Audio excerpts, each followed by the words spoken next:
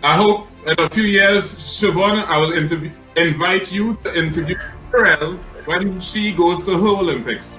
Absolutely. I'll be there. I'll be there cheering you on.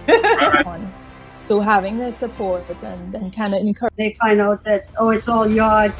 I think that sport communities need to work on getting a lot closer outside of sporting events. I don't think there's enough group swimming activities that don't revolve around training. Don't let anything hold you back. Don't let anyone hold you back. Go out. Looking at it as an obstacle today, right? But there's so much more positive you could find out of this. Bad is all about perspective. Swimming for me has given me so much, and my life would not be what it is today if it wasn't for swimming, and if it wasn't for the opportunities that I see when I was in Trinidad. I hear you into the competition soon.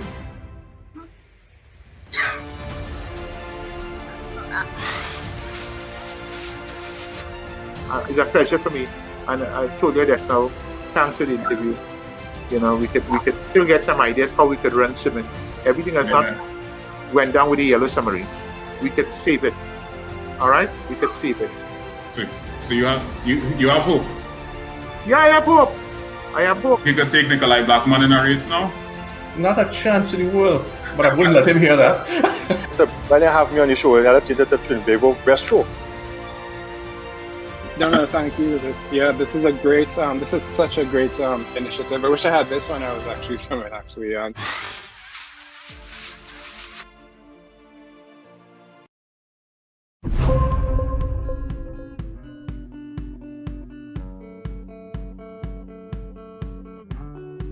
Coaches, you all can open up about your own experiences, because all of us has been through this COVID-19 pandemic. Hey parents, life in sport for your son or daughter as an athlete is bound to have some challenges as well as setbacks. Adversity doesn't exist to bug you down, but rather it's to teach you a lesson. When you wake up in the morning, start thinking positive thoughts. Replace those negative thoughts and those negative emotions with positive affirmations about yourself. Letting yourself be reminded that you're going to have a great day. You are worth it. You love yourself.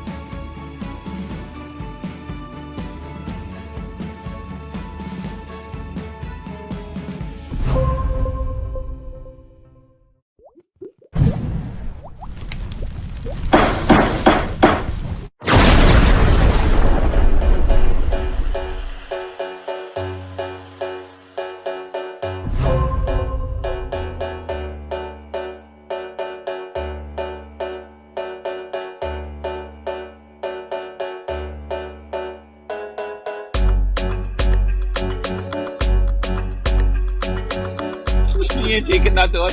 They be like, I will do it for free.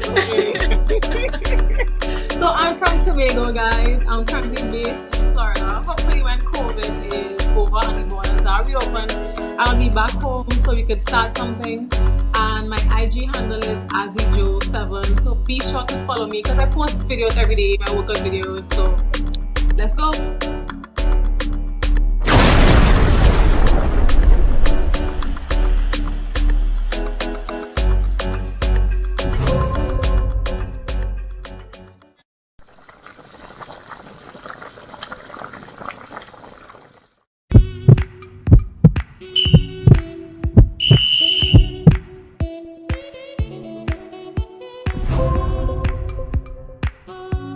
But learn your customer, tailor your program to suit them. Do not have the mindset that I can do this and wherever I say you have to go. It's a teaching process. Be very gentle and patient with it.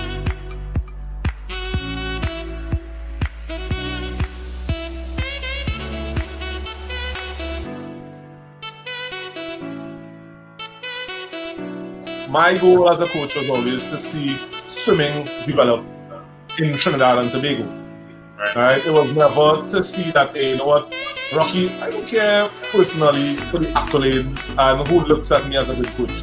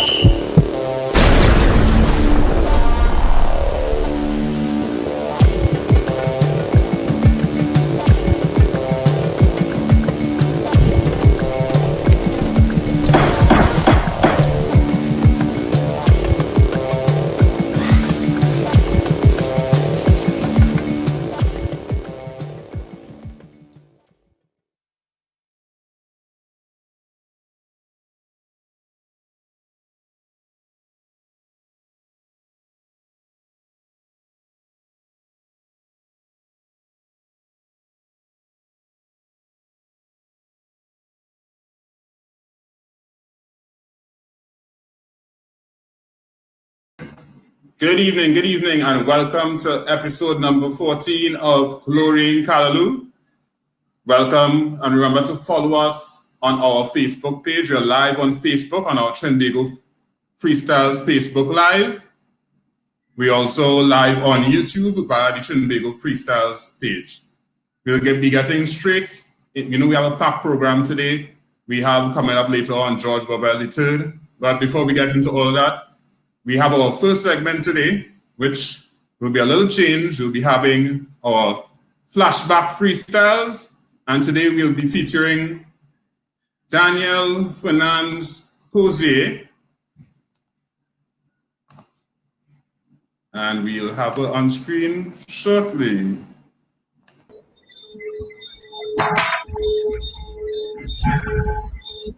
Hi, Danielle. I'm not hearing anything. All right, so Danielle, are you hearing me?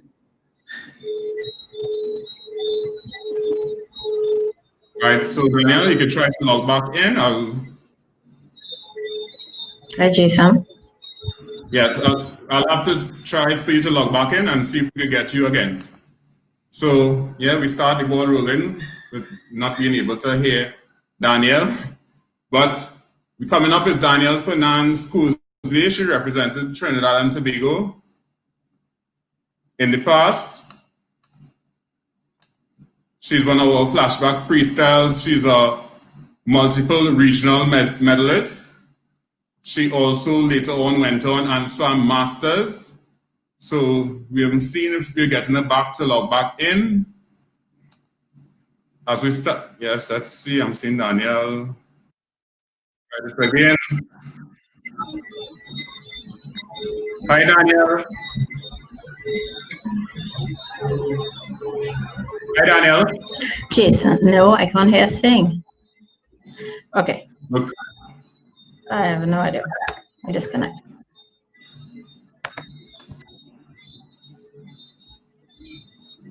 Hi, Danielle. Hi. Okay. You hear me How now? are you? Okay, Yes, so I it am. was you, not me. It was you, not me. Yes, Jason. Good evening. Happy Independence. Happy Independence to you too. And this is Danielle Fernandes-Cozier. So Danielle, remember when you swam for Trinidad and Tobago age group? Yes, I do. Can you tell us? Sure. That was a few decades ago, right? Few decades. Yeah, a few decades, not counting. My first national team was 1977, CC Santo Domingo. 10 and under girls, won the bronze in the girls 50 butterfly. Been butterflyer from young. That was always my preferred stroke. But before you reached all the international team, how did you start to swim? How did you get swimming? We used to go to the beach quite often, actually, and my brother had this little habit of going underwater and holding his breath, which used to freak my dad out, my parents out. So dad picked up Richard, my older brother is Richard Fernandes. He picked up Richard and myself and took us to Flying Fish to learn to swim. At that time, Flying Fish operated out of CIC pool. Yeah. Okay. So we learned to swim at Flying Fish and then moved on to Spartans Swim Club. Right, so, but you remember, you said that first national team was CC. Correct, yes. 9 to 10s. You remember that first national team? Of course I do. Of course I do. It was 12 of us who went, 4 girls and 8 boys. Yeah. Big first time international, nerves, everything else, but I managed to secure a bronze in the girls 50 butterfly, so it paid off. The nerves paid off. We had CC. I guess it's pretty much the same thing now. CC was every 2 years. And then in between CC we had something called CISC. I'm not sure what that stood for. Caribbean Invitational Swim Championship. Caribbean Island Swim Championship. Right now, actually, every year is supposed to be CC. Well, before the pandemic happened. Well, right? Yeah, there's that. Yeah, okay. So you're one of those who stopped swimming at the age of 15 and then started back just 2 years ago at age 26. Correct. What caused you to stop and what caused you to start back? Okay, we stopped swimming because at the time, the coach of our club was Jeffrey Ferreira, and he was working with an oil company. I think it was Amoco at the time, and he had been transferred to Galeota, so the club closed down. And then also so we had the option of going to another club, but sadly the dynamics of swimming was changing at that time, and there was just too much politics involved. So having moved from flying fish to Spartans, mom and dad weren't prepared to move again, and dad was also secretary of ASAT for quite some time. Actually, I don't know how long a term was in those days, but dad was very involved in swimming as well. And I think he had also had enough. So the safest thing to do at that time, sadly, was to take us out. So I stopped swimming through no choice of mine. And then, yeah, I did something. They invited me. There was a team, Trinity Masters. I think that was one of the first Masters teams we had here. I went with them to Barbados. Right, yeah, but they were the original ones. I went with them to Barbados, and then I went to Laticar. There was a meet in Laticar in 1999, and then I stopped. Well, actually, after Laticar, I decided I was living in the United States then, Lafayette, Louisiana, and I went back. Laticar was in Fort Lauderdale, and I went back home, and I found a Masters team there, and I started training with them, and then competed with them in something they had there called the Rose Bowl. Wasn't sure if that was September. That was the name of the swim meet. And at that swim meet, I actually qualified for Worlds for 2000. So I started training for Worlds at that time. And then sadly, my husband got transferred from Lafayette to Houston, and having 2 small children, that was no longer, because we trained at 5 a.m. So that just kind of went out the window until I started back in 2016. Yeah. Right. Yeah. 2016, and then around 2017, you went to World Masters. Correct. I decided to, I went to Budapest. There was a World Masters in Budapest, and I thought I'd give the international try my hand at the international arena again and see how it would work. And I didn't fare too badly, actually. It was quite an experience. It was good. So, and I've stuck with it since. And you mentioned something earlier that your father, I believe, is a secretary of ASAT. Correct. Yeah. Right. So I know you threw your hat in the ring the last time we had elections. You weren't successful. Correct. Yeah. Why did you decide to throw your hat into the ring? I guess following my dad's footsteps. Also, although he was secretary and I was going for the PRO position, but it was just a matter of pretty much giving back to the community that has done so much for me, and it actually worked out pretty well, because I got a chance to train for Guangzhou last year. So yeah, I did want to do something, and I think it would have been a good idea to have a master's voice, present on the ASAT.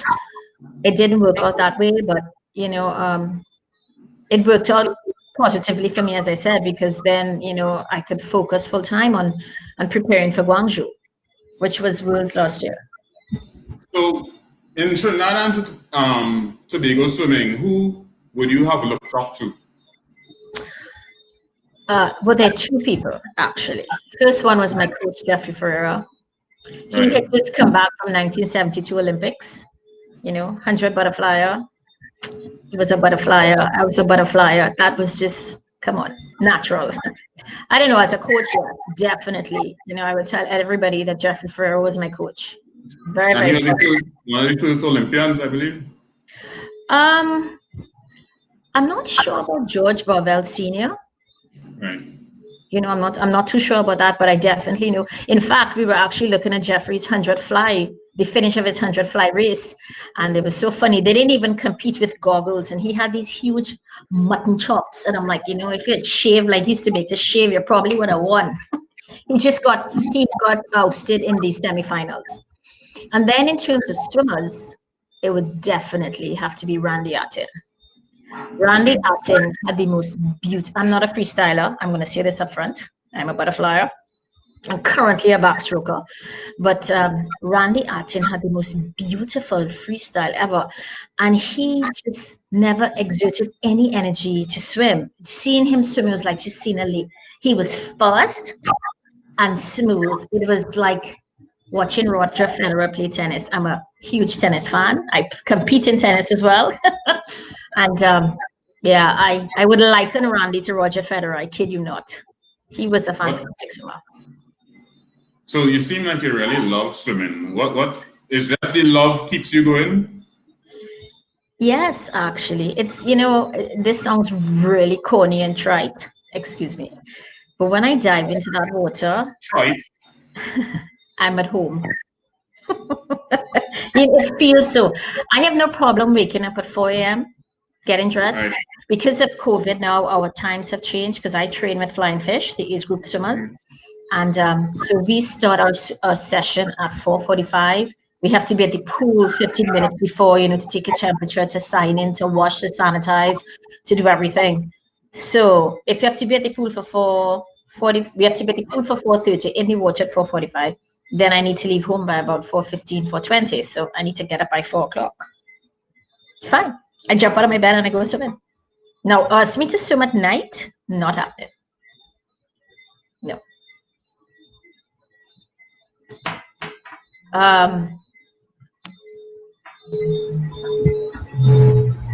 That was me this time. So thank you very much. Danielle Fernandes-Cozier, butterflyer, turn backstroker. Yes. What's the final message you have for Trinidad and Tobago? For Trinidad and Tobago, for swimmers, hang in there.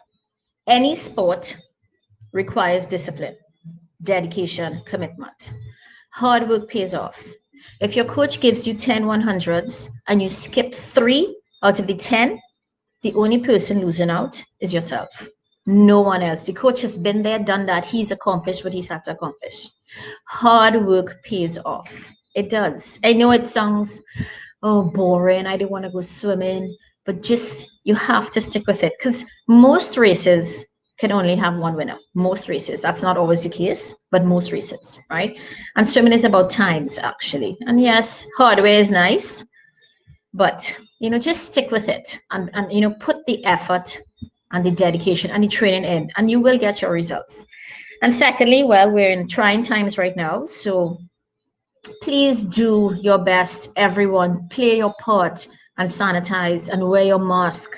You know, we need to get out of this, and we can't if people just keep on, I don't need to. You can get COVID from your friends. Straight. That might be hard to believe, but you can. Okay. And that's pretty much all I have to say without over talking, Jason. I don't know you to over talk at all. No, never. Cozier, thank you very much for your time, and thank you for your contribution to swimming in Trinidad and Tobago, and thank you for keeping on going on.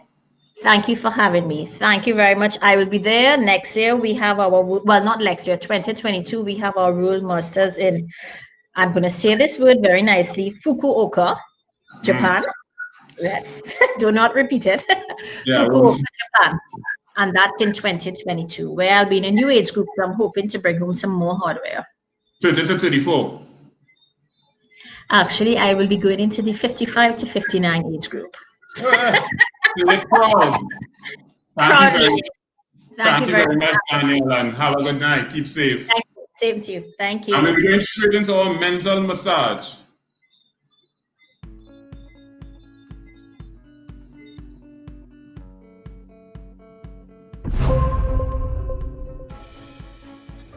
Here are 3 tips to improve the quality of your sleep so that you wake up every day feeling energized, creative, and focused. Tip number 1, try and get a fixed time as to when it is that you want to sleep, and try not to vary too much from it, because going to bed at 9 and then going to bed at 6 o'clock the next day can alter your sleep cycle, and you may not get the quality of rest that you want, and you would end up feeling fatigued and stressed out. Tip number 2, Refrain from including technology devices on your bed space so that you are less likely to be bombarded by constant notifications and emails, and you're more focused on getting quality night sleep. Tip number 3, think twice about consuming caffeinated beverages or even alcohol close to the time that you want to sleep, because those types of substances can, or I should say, will interfere with your body's ability to go into deeper modes of sleep. Hope these tips were helpful to you. You can also let us know as to what are your rituals, or what are some of the habits that you use to help you get a good night's rest. You see, the thing about it is that during these times, getting quality rest is important to build your immunity to becoming overwhelmed and facing your days with more energy and more focus. This is Dr. Bufong from Stratosa Coaching and Consulting. Have a great day. Take care.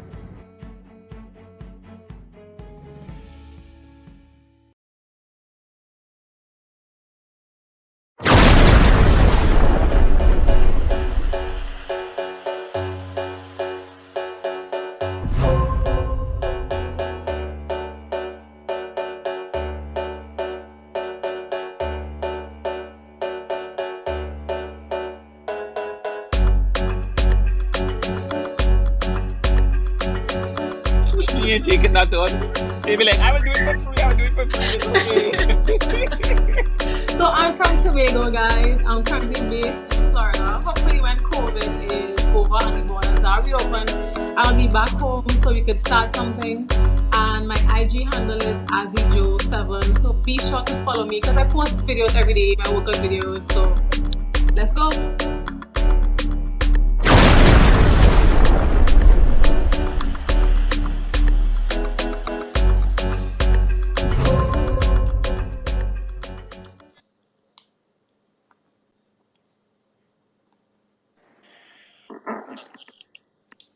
Can you hear me? Yeah. Okay. Right.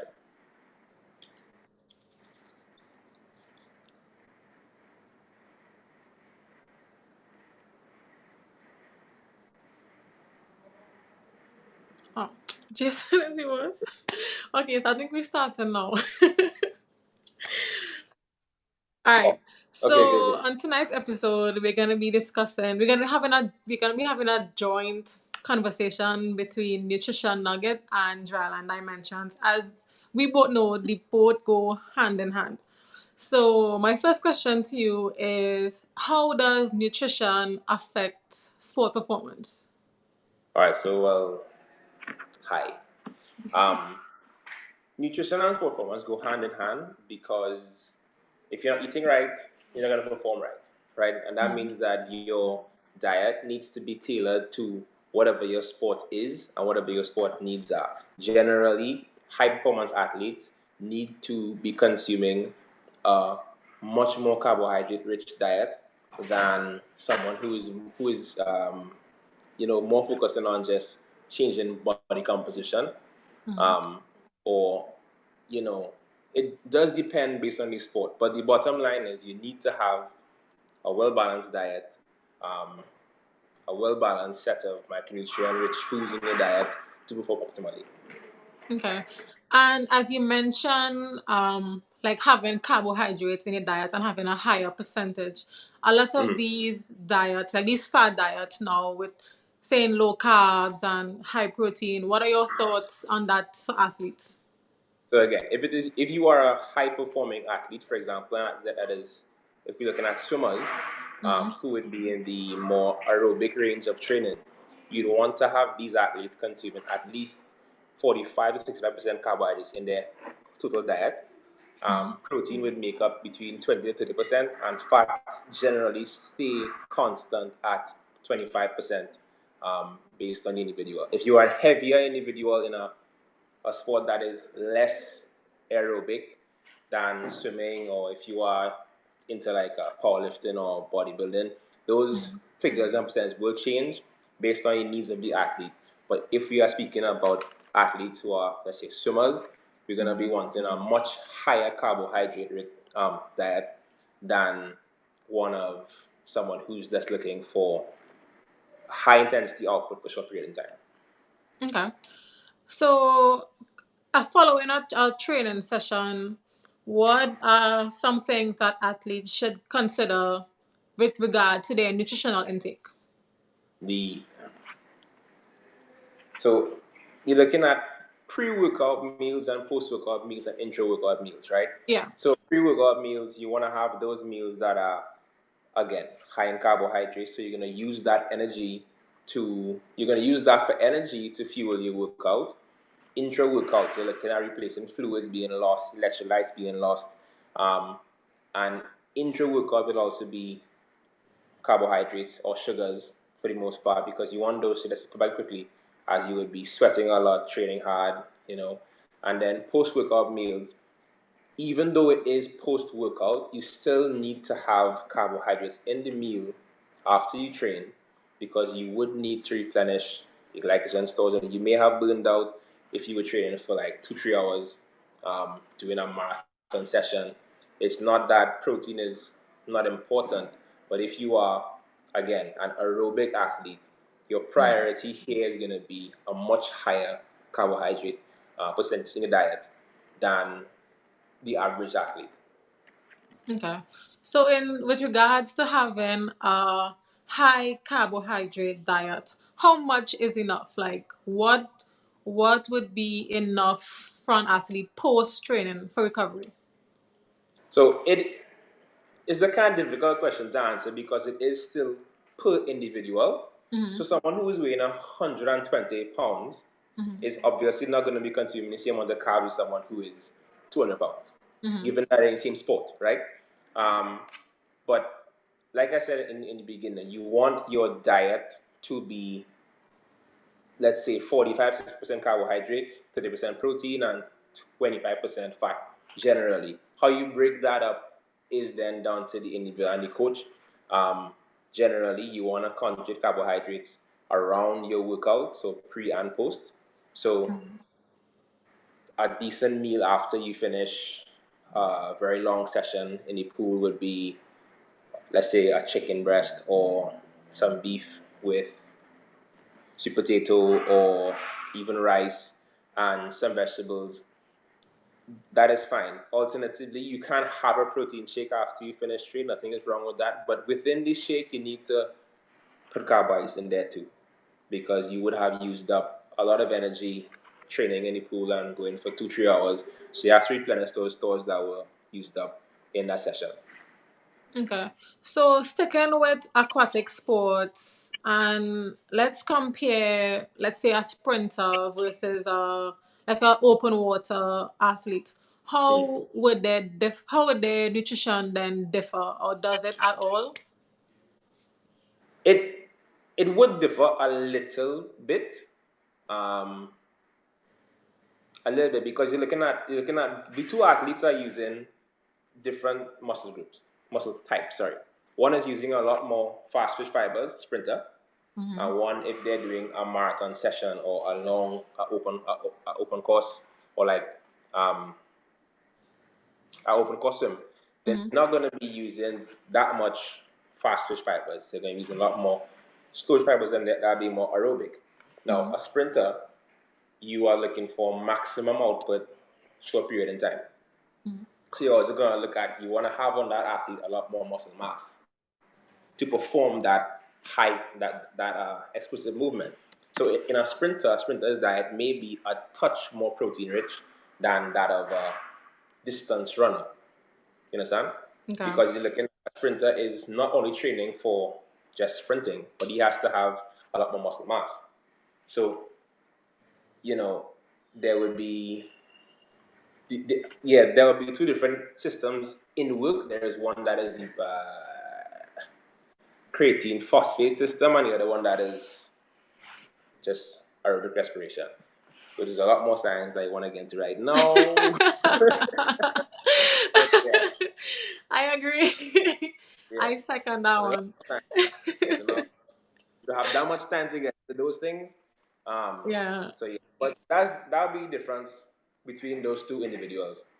The system that is different. One is looking at energy now and as much as, so that requires the use of the creatine phosphate system, where you're looking at ATP now. And the other one is looking at burning through carbohydrate, burning through glycogen a lot more slow over time, because you want to keep having energy to go for 2 hours and 3 hours and that kind of stuff. So the distance person would have to be eating a lot more carbohydrates than, for example, a sprinter. Okay. And last question, what tips would you leave for athletes and coaches regarding nutrition and diet and stuff like that? Just eat. You need to eat. You need to eat. Like that's the bottom line. You need to eat, and you need to ensure that you are having a well-balanced diet, right? Mm-hmm. Yeah, you're a performance athlete. You need to be eating a lot of carbohydrates. Your protein should be 30% of your diet. Fat should be fairly constant. You need to also get your micronutrients in there for just good immune health, good just to be healthy. You need to have all those things. So, but the bottom line is you need to be eating if you want to perform. If you have a car and you don't put gas in the car doesn't go. True. You are not input sufficient calories, you're not going to perform optimally. Okay. All right. Well, thank you so much for the information. It was very informative and helpful. I hope the athletes and coaches and parents are listening. All right. So make sure that you all eat before and after training.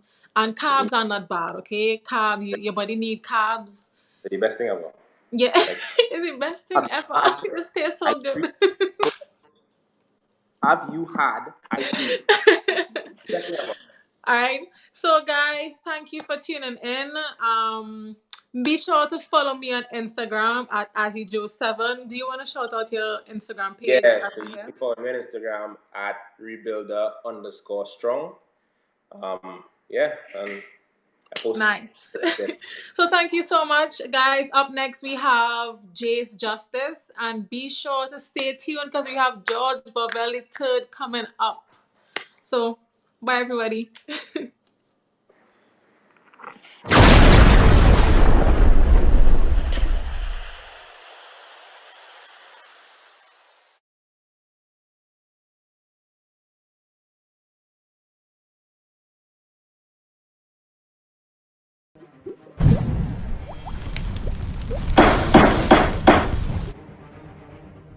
Good evening and welcome to Jace Justice here on Chlorine Callaloo. This is episode number 14. And last week on Jace Justice we talked about independence. Yesterday we celebrated 58 years of independence. But let's look at the aquatic community. And I want to discuss the E word, which is not entanglement but entitlement. And I just want to give you all breaking news that I checked the Constitution of Trinidad and Tobago, and there was nothing there saying that you are entitled to the government of Trinidad and Tobago to pay for your child if they make a character team, a goodwill team, or a CISC team. But no more CISC, CISC. You are not entitled to that. We have had many Olympians, or even an Olympic medalist who has gone through character and CISC without getting a cent from the government of Trinidad and Tobago. We live in a country where we have many competing resources. There are some people who cannot eat, yet people want to be demanding that the funding goes to national teams. And then the Ministry of Sport has to take licks for it as well, because the Ministry of Sport needs to insist that the money that they give to national sporting organizations, that a good portion of it needs to be spent on development. It cannot be about pacifying parents who maybe think that, hey, my child make a national team, a character team, and they have to get funded. When we have people in this country that can't eat, and some of the same parents that are curling left, right, and center for funding, they're on the plane with their whole family. So let's be real and let's be fair. There are people in Trinidad and Tobago that cannot afford to swim. There are people in Trinidad and Tobago that are literally dying and drowning because they cannot swim. What makes you more important than life? As a swimming community, we need to use this COVID pandemic to reassess our objectives, relook at our budgets, and see how we have gotten an opportunity to kind of start over, to put systems in place, to fund where we're supposed to fund. We don't know if we're going to have a career for next year. What are we doing now? And if you believe that a child, because by virtue of making a national team, should be funded 100%, I'm just saying that it is not incumbent on the government to do it. The money that is being put forward for swimming is for the development of swimming, development of the sport. Yes, we want elite swimming, but we have to get the swimmers from somewhere. If we're not investing any in development, if we're not investing in coaches, every time there's a swim meet, depending on how things look, they may get paid or they may not get paid. If we're not treating coaching as a profession, how do we expect to get the best out of the sport? So we really need to reassess how we are going forward. I mean, let's be real. Millions of dollars have been spent on sending teams, and we haven't won a career since God knows when. Millions of dollars have been spent on age groupers, and the Olympians still remain few and far between. Let us really take this time to reassess, to relook, to reorganize. And let's be real, you ain't entitled to get the government's money to pay for your children to go to age group level games. These aren't elite games. It was Albert Einstein who said the definition of insanity is doing the same thing over and over again and expecting different results. But right now, all of us should be in straitjackets because it's the same thing going on over and over and over again. Let's get together, think about that red, white, and black, and sit down and come up with solutions for the betterment and for the development of aquatics in Trinidad and Tobago. Remember, mask up, it's law now, and that was today's justice, where justice is served.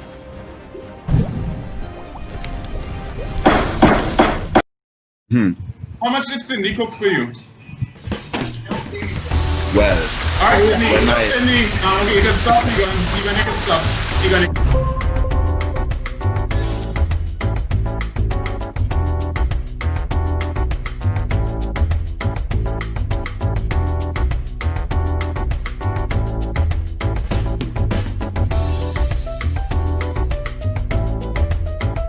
Before I go, I want you all to remember that the only stroke to use with toast bread is the butterfly.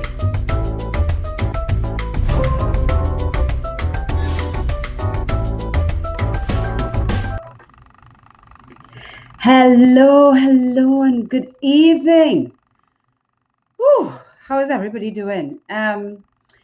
Thank you, Dr. Buffon, for that wonderful advice, those tips that should help us get to bed. I do have to say, one of your tips that you mentioned that it may prevent us from sleeping is actually what I use to sleep. I wouldn't say which one, but it starts with AL and ends with all, so that's actually what I use to help me get to sleep. So I will revisit that and kind of take your suggestions into consideration. So welcome.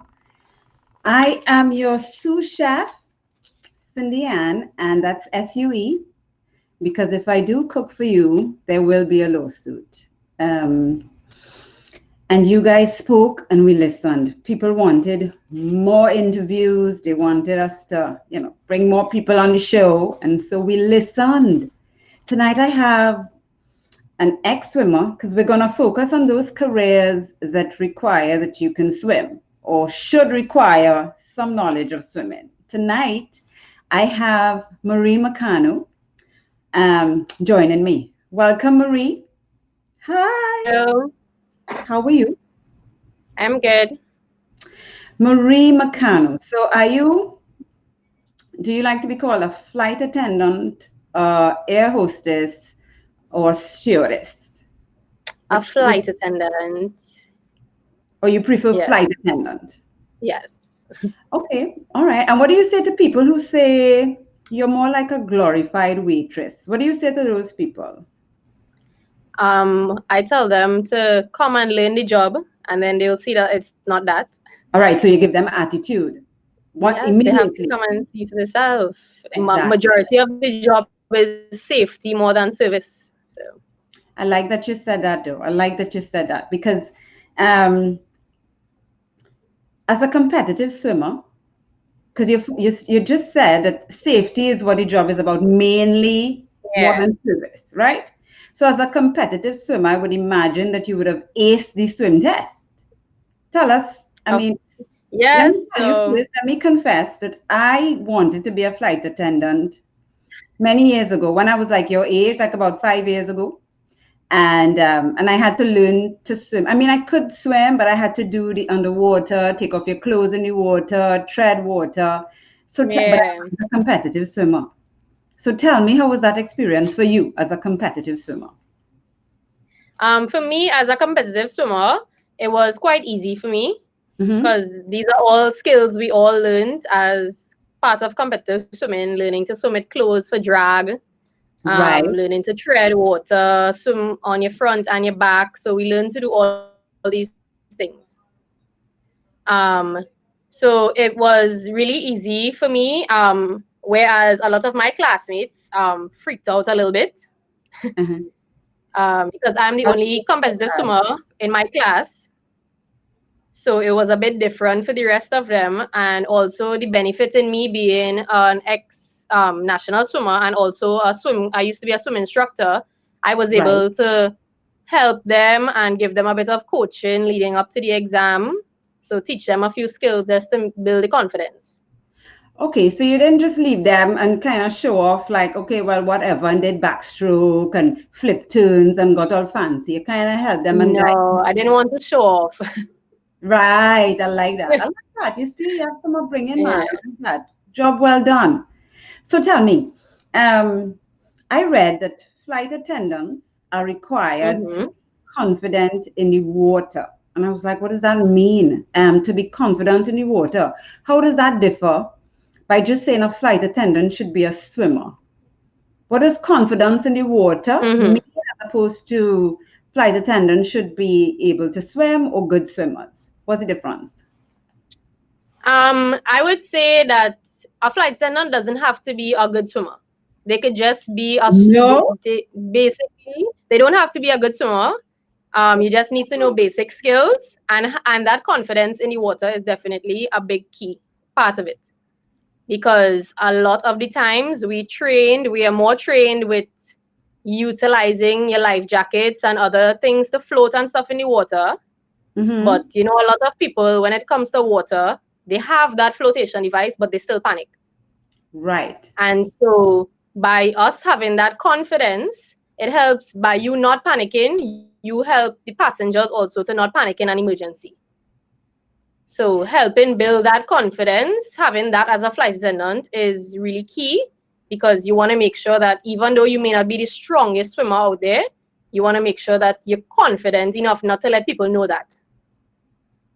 So confidence in the water is one thing, but in the case of if something should happen to the plane, I mean, so I'm confident in the water, but by myself.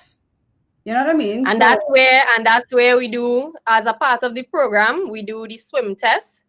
So there's an initial swim certification that we have to get to enter the program. And then once we're in the program, we also have a swimming exam, basically, where they test you on treading water and swimming and also being able to swim with others. So being able to pretend your other classmate is a passenger and you have to bring them to safety. So we get practice doing those things. And you hopefully it's a classmate that you like too, because I mean, I don't know. So confidence in a and confidence. Yeah, you don't want to leave them behind. Flight attendant, very different. Yeah. So what do you say? It is very different. who are not as confident in the water, how do you use your swimming experience and your knowledge of swimming to kind of boost their confidence in the water? A lot of it for me, when it came to my colleagues, was that a lot of them already knew basic swimming because they needed to get the certification to join the program. And so with me being a swim instructor, it helped them to gain some sort of confidence by me reassuring them that they could do it. So I practiced a lot. The tread in water gave a lot of people issues. So with that, I carried them out into the middle of the pool, and just having me there with them made them feel a lot better. Me treading water right next to them, because they weren't panicking as much as if you would send them out there on their own. Because they would be like, but what if I catch cramp? And what if there's a shark? Because Marine, it's a very different scenario. You know what I mean? You have definitely having that other person with you. Yeah. So tell me, what advice would you give to a young swimmer who is looking on and kind of thinking like, which direction can I go with what I learn in swimming? You know, what career advice would you give them, you know, in terms of what you do? Flight attendant is definitely a good career option, I would say, for swimmers, because not just having the swimming aspect of it, I think the discipline and stuff, that the determination that you learn in swimming, being a part of a team, also swimming relays, being a part of a club, those things help when you get into the classroom setting, because it helps me to not want to just succeed on my own, want to make sure that everybody went along for the full ride and everybody came along with me. And so that, just knowing that you have the swimming aspect in the bag as a swimmer, I must say that a lot of the applicants, that is the part that they freak out for the most. Yeah. So as a swimmer, you definitely have that confidence going into it, knowing that you already have that part in the bag. Okay. That's nice. Thank you so much for joining us. I wanted you to talk directly to people who shy away from sitting in the exit row because they're afraid they can't swim. I want you to talk to them directly and invite them to learn to swim, so that way they can take up the offer to sit in the exit row. So this is a good plug for swimming. You have like 10 seconds to tell them, you know, tell them what to do. Sitting in the exit row is very important, because you are the second hand, you are the right hand man to the flight attendants. We need you just as much as you need us. Right. There you go. So join a swim program if you're going to travel and learn to swim so you could sit in the exit row. Yes. Right. Thank you so much, Marie. And I just want to say to everybody who's watching, just remember that the stroke you can have with your toast is the butterfly. Don't ever forget that. Bye, Marie. Back to you, Jason. Thank you. Bye.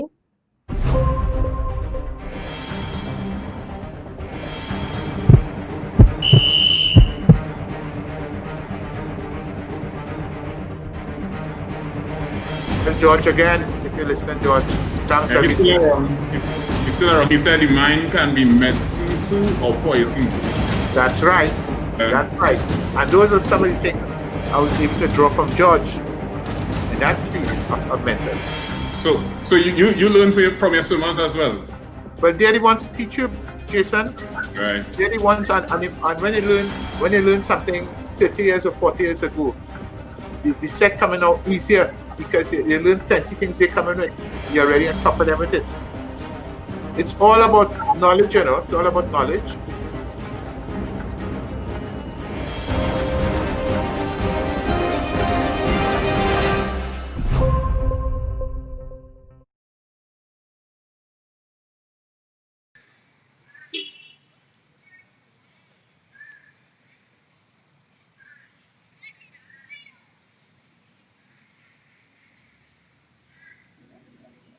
Good evening, George. Good evening, Daron. Good evening. Good evening. Hello, hello. Right, so you see and hearing us, George? Yeah, I hear you. Do you hear me well? Yes, we do. So it's myself and Daron Sam Lalsing. This is George Bovell III. You all will know him as a 5-time Olympian, former world record holder, multiple national records. But post-career, George has been doing a lot of stuff. He has been dabbling in Amazonian medicine, Ayurveda, yoga. Those are some of the things I got right, George? Yes, yes. Right. So, George, welcome to Chlorine Callaloo, and thanks for accepting our invitation to be on Coach's Conscience. Let's start right away. I mean, in the promo, we called you a lot of things. We called you a world record holder and an Olympic medalist. What do you currently call George Bovell III? You know, I don't really attach any accolades to my name. I think I'm in a stage of my life now where I don't really feel the need to try to prove anything to anybody or try to come across in any way. So I don't attach anything to my name. I am just George Bovell. George the human. Yes, exactly. George the human. So I listened on your podcast, the Restoic podcast, and you spoke about the fact that you lived in a country that you had really no one to look up to in swimming. You basically were the trailblazer, the first Olympic medalist in swimming. You also described Trinidad and Tobago as a place that celebrates mediocrity and hedonism. I'd like you to elaborate on that, and how did these factors affect your career direction? You know, there were challenges, there were big hindrances in my path as a swimmer to rise above that culture. And I think that in Trinidad, unfortunately, you know, we produce a lot of really successful athletes. So we take it for granted. We think that that's normal. But all those great Olympic medalists you see in track and field, Keyshawn Walcott, great athletes, Dwight York, Brian Lara, they do well despite being from Trinidad and Tobago. Not because we're from Trinidad and Tobago. We came from a culture like China, United States. They have a real hard work ethic in those countries, and they're disciplined. And they have a culture of heroic sacrifice. Fortunately, our culture, we have never had to make any great sacrifice. We've never been in any war that really threatened our existence. Life has always kind of been, you know, it rains a lot, food grows. We've never had to worry about starving. So we got soft. And we have to compete against people from cultures that have made them hard. So how do we get out of that? You know, we have to cultivate a culture. We have to create a culture from the ground up that celebrates excellence. When people go above and beyond, then we should recognize them and use them as examples to encourage others. But, you know, we come from a culture where I can understand where it came from, because the legacy of slavery is still there. You know, that exploitation that was put on the population, where there's a culture that came out of that of trying to do as little as possible, because you're not being rewarded for doing a lot. Correct. So why should you want to do a lot? True. We do as little as possible. And unfortunately, you know, slavery ended in 1832, and this culture still continues where we celebrate the smart man, the Jack Warner, the person who's got the little hustle, the person who is exploiting the system, who's getting something for nothing. And that culture carries over into our sporting realm. And even you look at our priorities, it's soccer, it's carnival, it's mass, as above, as focused on before we focus on sport. How many people could name the 4 people on the 4x100 meter track and field relay this year? But how many people could name the top 10 soccer artists? True. True. So you have had to go down a very lonely road. While you may have received support along the way, your successes cannot really be described necessarily as a national effort. I mean, what are some of the qualities we should probably have in leaders in this sport, so that we can seriously develop athletes, so it isn't a lonely road for the future? Okay, firstly, I think the people who are in charge of developing the sport and are the caretakers of the sport of swimming in Trinidad and Tobago need to first showcase it. They need to get national competitions televised. They need to showcase international competitions on TV. Get the people to respect the general population, to appreciate what a beautiful sport it is and to respect it and follow it and teach them about it. And of course, if you educate the people, it's very hard not to love swimming when you understand it. It's just such a high form of art. So I would say first and foremost, they need to showcase the sport in an attractive way that makes it appealing to people to want to participate in and accessible. Where everybody wants to play football. Football is so popular, but how many people even pay attention to swimming? So if you want to be successful in growing the sport and cultivating up and coming athletes, you need to attract the talent. And if the sport is not cool, if the sport does not look fun, and if nobody really understands it, nobody's going to want to go down that path.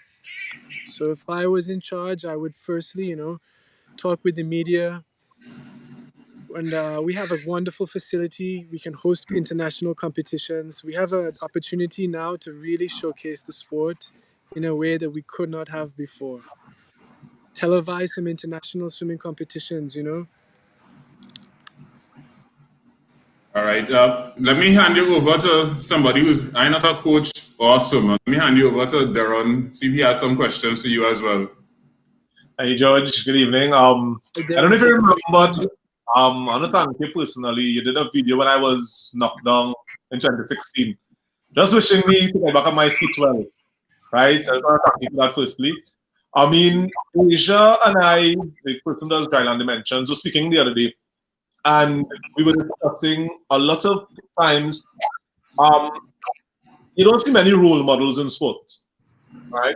I know you said you don't have any accolades to your name. You just see yourself as George, right? And I mean, I don't think any of us could begin to understand what you went through, right? I mean, Jason brought it up with how you went through as a Lone Ranger. And you alone know the kind of, let's say, praises you didn't get and some of the things you went through. And you made an important point just now. A lot of the athletes we have, they didn't succeed because they came from Trinidad. They succeeded despite. And that was a real strong point, right? And I mean, I applaud how you rose above, because we have seen persons, I mean, just the mere fact that you continued swimming past the age of 15 to 17, which we don't see very often now. So also not that first, I mean, I personally swam with piranhas. So I would have seen you as a little boy, right? I'd have seen you jumping off the blocks, touching the flags. I was very young. You were coming in and out. I would have seen Nicholas, your brother, as well. And I saw the thirst. Even when you'd come back to Center of Excellence, like when you did the Atlantic program, right? It was just so admirable, right? How you went on, and you persevered, and you swam for a nation which, I mean, we could say was very ungrateful, but we wouldn't get into that, right? And I want to find out, I mean, we want to learn from your experiences, right? From the positives and the negatives as they can help us grow, right? Having gone abroad to train, right? I know you still, you still held a special place for your Anna Roberts. When you would come back, you would train with him even though you trained abroad, right? I would see you sometimes, you would come down with your foreign training partners. What would you say are the biggest differences that we need to start closing the gap on in our local program compared to abroad? All right, well, I'm going to hold Trinidad up to the standard that I think is the highest. I'm going to look at Japan. Japanese people are small in stature. They're physically not as big Russians and Germans, but Japanese athletes are consistently among the best. They work the hardest, and it comes down to a cultural thing, I think. In our Western culture, especially now in Trinidad, we've kind of been corrupted by greed, and we think the purpose of life is all about making money. Yeah. So because of that, if you're not making a lot of money, we don't value you as a person. But if I look at a culture like Japan, which is still very traditional. They were not colonized by any foreign power. So the traditional Japanese culture has a very strong influence still. Virtue, attaining virtue is more highly valued than attaining wealth. So in this line of thinking, I'm going to respect a coach so much more than a millionaire businessman, because that coach is a master. He has attained a level of mastery and wisdom and knowledge and understanding, and the culture celebrates that. And I think that if we want to be really successful, we need to look at emulate the best. And Japanese culture really respects their coaches. You go to China. If you are a coach coaching the athletes who represent the People's Republic of China, you have the same respect culturally as if you're a big general, you know. Yeah. And it's Russia, that. if you're a coach coming out of that Soviet Union system, a coach developing the athletes to represent the USSR on the world stage for the glory of all the people, you had a lot of respect. People listened to you.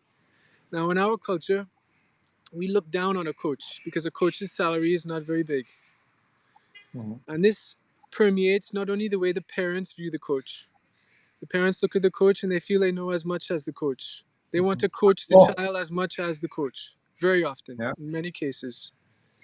Now, in these cultures, a coach is the third most influential person over the life of a child who does sport. First is the parents, then the coach. And they take the coach's advice and the coach's opinion very seriously. And these coaches aren't just trainers, they are hero makers. And I think that it's something that we need to emulate, and it's something that we need to correct in our own local culture of swimming, is to have more respect for the coach. Don't see the coach as somebody who just comes to the pool twice a day. Respect the experience, respect the wisdom, respect the power they have to have a very positive influence over the lives of so many young people. And I would also say we need to cultivate a greater work ethic, a greater sense of sacrifice and discipline. Because very often it's hard to have an excellent team if 1/3 of the team is going to wait on the wall, rest on the wall when things get hard. That creates a very sick culture of weakness in the team. People see some people skipping, they're more likely to skip. So it's hard for you to become great when you're in this environment of mediocrity. As soon as it gets hard, nobody wants to get outside the comfort zone. And the job of the coach is to incrementally push these athletes further and further outside their comfort zones. And to go that far, you need to respect the coach. If you don't respect the coach, you're not going to listen to him. If the parents don't respect the coach, the child won't respect the coach. If the culture doesn't respect the coach, the parents won't respect the coach. I have seen that as a common problem. I mean, a lot of times YouTube trumps what the coach says, right? I mean, everybody has different body compositions, different strokes. So what will work for you may not work for me. Parents will go and see, all right, the internet says that this is the best freestyle, right? Not watching that the child, they're not into the 50 freestyles yet. They're more 200 freestyler. Or your child, their whole composition is not for this type of stroke. They will come and try to tell you how to teach. So is it now that you are saying, as a coach, because I mean, granted respect has to be earned, but as a coach, do you think we should now take this step and decide, all right, you know what? We are the final say. I mean, parents, respectfully, of course, that parents need to pay some kind of respect to what we do and no longer after parents coming and contradicting how we feel and what we coach? Well,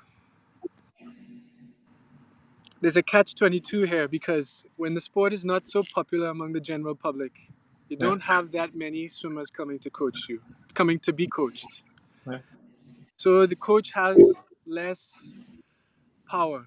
But if there are many swimmers coming to coach, to be coached by the coach, then the coach has the power to say, listen, I don't need your attitude. If you think you know better than me, take your athlete somewhere else.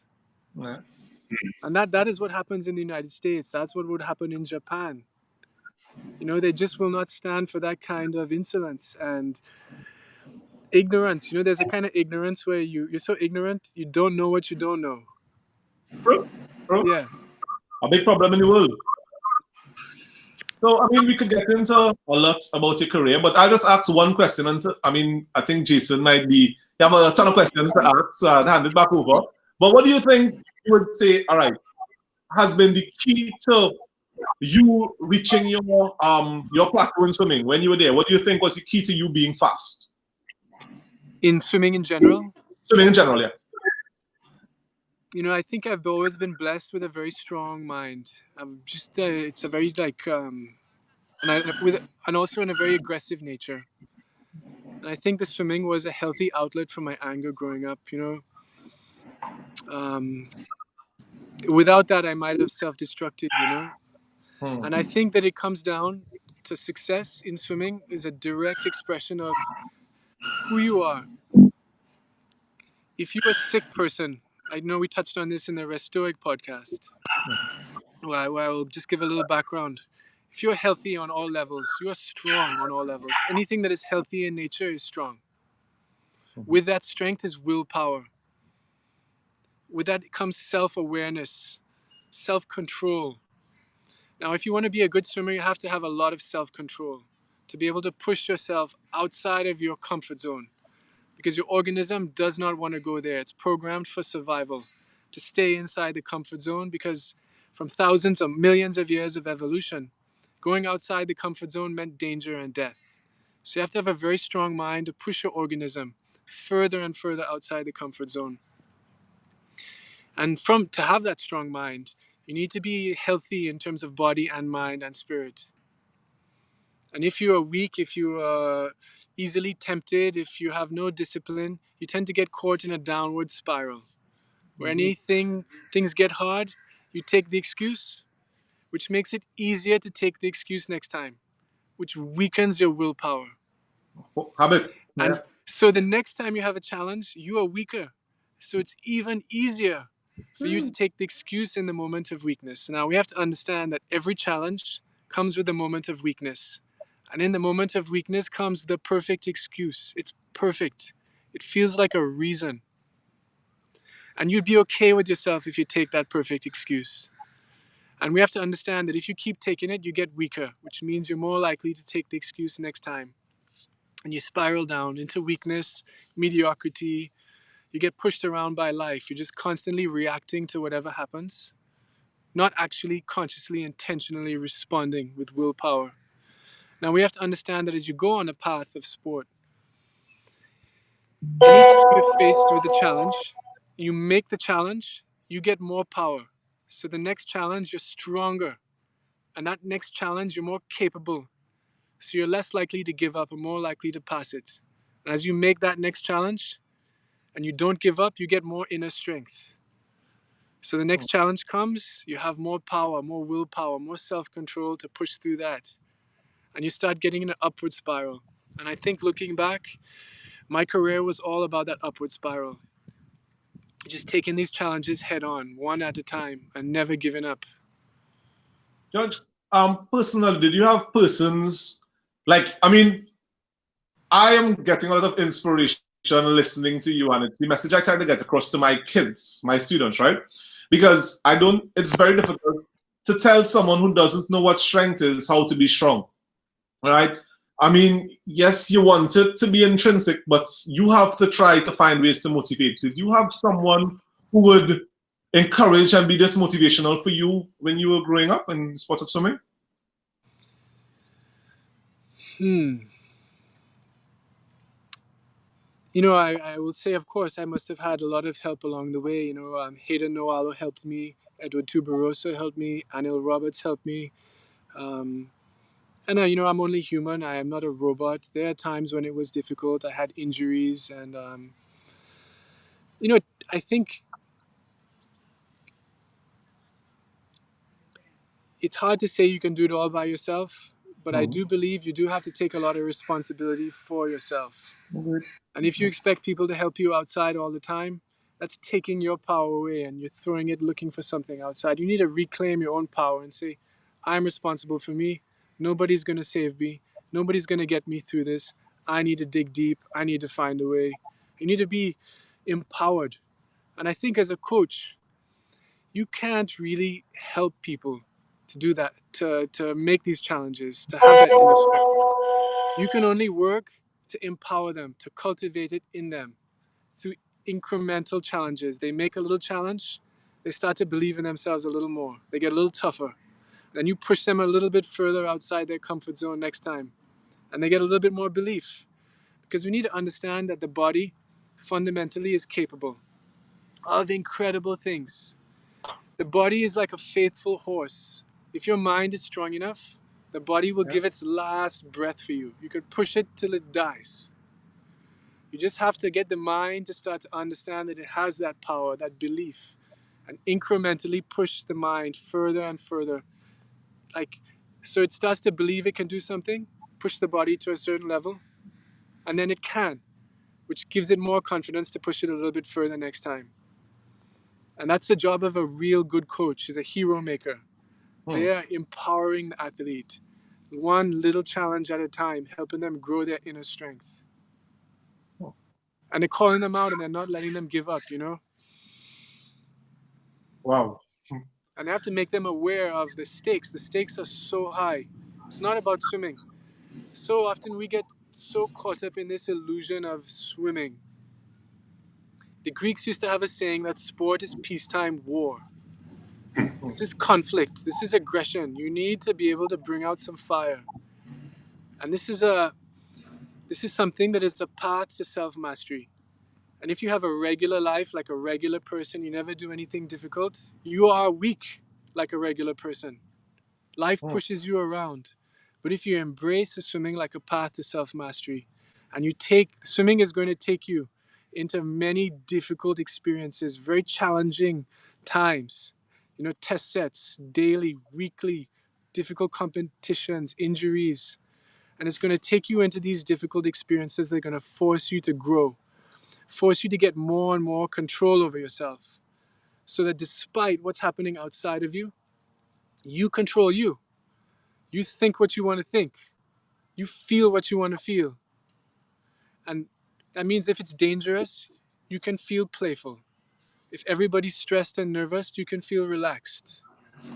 If you're dealing with ignorant, angry people, you have enough self-control so you can be loving and compassionate and understand them. So you control you instead of the environment controlling you. Through this path of swimming, you get control over your mind. And when you control yourself, instead of you reacting to the environment in all areas, relationships, career, things you want to do, goals, instead of you reacting to the environment, when it's hard, you get weak. When it's tough, you give up. When it's scary, you get terrified. So instead of you reacting to the environment, you can get so much control over yourself that the environment actually starts to react to you. So like if you're dealing with angry, ignorant people, instead of you getting angry, ignorant, by you being open and calm and relaxed and understanding, you calm them down. Then they're able to listen to you and you resolve conflicts. Everybody's stressed, you can be relaxed. You control you. And that is the real reward of a good career in swimming. It's not about medals, world record, Olympic. That doesn't matter. Those are just trinkets. What really matters is how much control do you have over yourself? That is the real reward. That will be the reward you get to enjoy for the rest of your life. And it will carry over into every other area of your life. So we need to look at swimming. And we have to understand too that for the people who are the most talented, it is actually, they are missing out. For the people who go to swimming, and swimming is the most difficult for those people, they stand to gain the most self-mastery. Because it is so difficult, it's going to force them to grow so much faster. It's going to force them to get so much control over their body. Let's say you are 250 pounds of solid muscle, heavy bones. You're not very buoyant. You're naturally not a good swimmer. And you say, I'm going to start swimming 1500 free. You are going to grow as a person so much more than somebody who is the ideal, perfect build and stature of the perfect swimmer. And it's not about winning races. I don't believe I understand that it doesn't matter if it's swimming in the Olympic finals, working overtime to pay for your family's medical bills, fighting cancer, and not giving up. As long as you don't give up, as long as you have the inner strength that in the moment of weakness, when life brings you a big challenge, and in that moment of weakness, you don't give up, you are a champion. And through going through this path of self-mastery that is swimming, you can get this power. And as you get stronger inside, everything gets easier. Well said. Mr. Bovell, so thanks. So, I mean, we have a lot of comments coming in. A lot of people are listening. Thanks, George, for joining in those motivational jewels. This is where mental training comes from. Yeah, we could touch on that real quick. A lot of people only train the body. The body's like a horse. If we need to understand that we are like a rider and a horse. An athlete is like a rider and a horse. If you only train the horse, you have a big, strong, fast horse. But what good is that if the rider is very inexperienced and doesn't know what it's doing? If you have like a $60 million horse in Dubai, you're not going to put a weekend rider on that horse and expect it to do well. So as athletes, as coaches, we need to understand that we need to also cultivate our inner strength and train our mind so that we can concentrate more, we can focus more, we can exert more control as a mind over our organism, as a rider of a horse, having more control over the horse. That when you have those two together, it's no longer just training. It becomes something like Shaolin monk, that type of power. You apply that to swimming, nobody's doing that. That is the next level. So, George, I'm sure after completing your career, you had a lot of options available to you. I'm sure you would have different offers to do different things. But you chose, when we look at your Facebook and we look at your Instagram, we see different things. We see you dabbling in Amazonian medicine, Ayurveda, yoga, things like that. Why this way? Well, I think this is, I realized that, you got instincts in your body.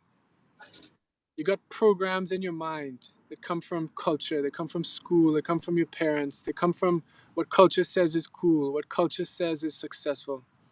Then you got your heart, the real you.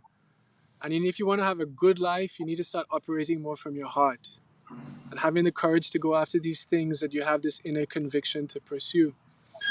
And, even if you follow your mind, the purpose of life is not to make money. It is to grow. And I took all my life savings from swimming and I went and I started to pursue different interests. And this is an expression of who I am in my truest, authentic self. And I vowed never to make a decision based on fear, because it is the fear that always keeps us seeking security, always keeps us seeking safety. And it is the hero's journey. So the hero's journey. One thing you spoke about too, and you touched on it already. You spoke about hero energy. You spoke about willpower. You want to go a little bit more into that? Yes. How much time do we have? It's a deep topic. We have some time, but not too much. Okay. Well, you mentioned Ayurveda. Ayurveda is traditional ancient Indian medicine. Amazonian medicine and Ayurveda, I would say, are both very similar expressions of the same divine science. Yoga, pranayama, Ayurveda, traditional Amazonian medicine, and they take a very holistic approach to health. Now, in Amazonian medicine, a shaman would look at health in terms of body, mind, and spirit. And if we look at nature, anything that is really healthy is strong. I'll give an example of a gazelle. When a gazelle is in its prime, it is so strong, it knows it is strong. It knows that anything that comes at it, it can handle. And that gazelle, when it is so healthy, it can eat grass right in front of the lion. And the lion knows not to even try to chase it, because it will only waste its energy. It could never get it. And the gazelle knows it is so strong that if a lion even came, it would be fine. So it has no fear. Fear is a sickness of the spirit. And when you get really healthy, you get very strong. Willpower, inner strength. You get very self-aware, situational awareness. You're more conscious. You're more aware of yourself. You're more aware of the situation. You're more aware of how all the pieces fit together. And when you have more courage. You have more discipline. You have more self-control. Now, when you have that, it gives you power to do things, to make progress. Now, let's look at sickness. Anything that is sick in nature is weak. You're so weak, any excuse comes up, you take it. Any temptation comes up, you fall for that temptation. You have no strength in your mind. Your mind is so weak. And when you're sick in your mind and weak, you think in sick ways. You want what's bad for you, which makes you even sicker and even weaker. So you become more lazy, more passive, less aware, which means you're running more on instincts from the horse.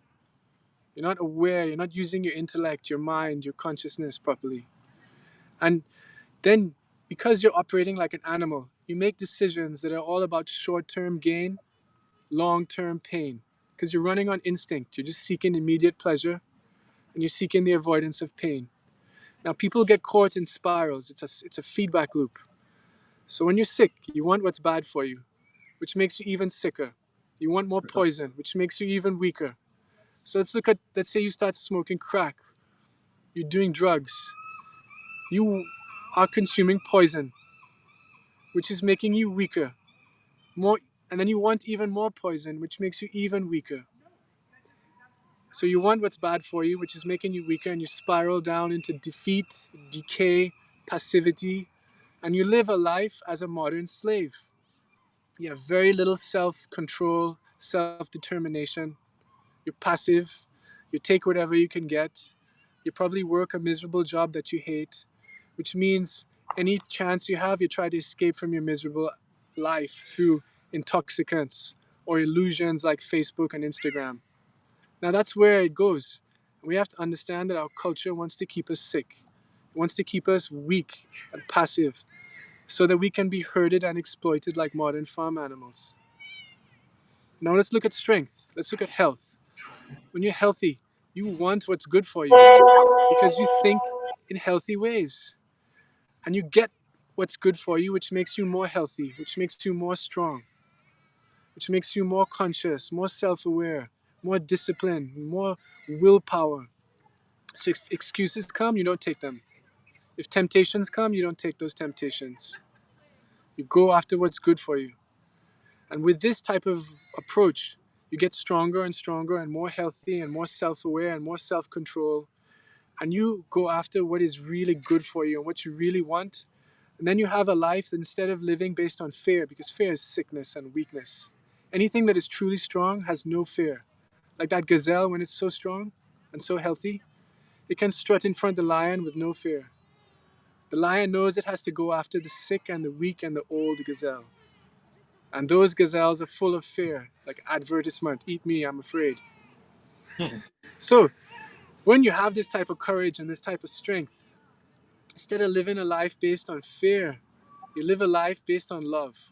What do I love doing? Who do I love doing it with? Where do I love being? How can I give myself as a gift of love to the world that I love, so that when my time comes, I could die complete like a hero? That is health. That is power.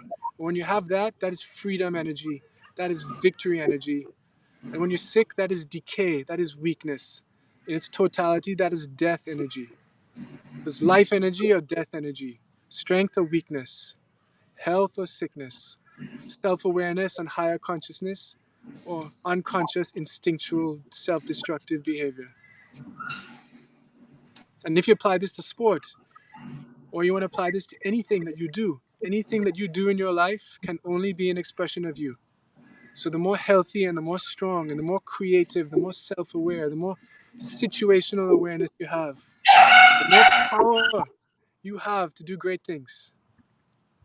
So the more healthy and strong you are, the better athlete you are, the better family member you are, the better in your career, the better person you are for your whole culture, your whole society, your whole community.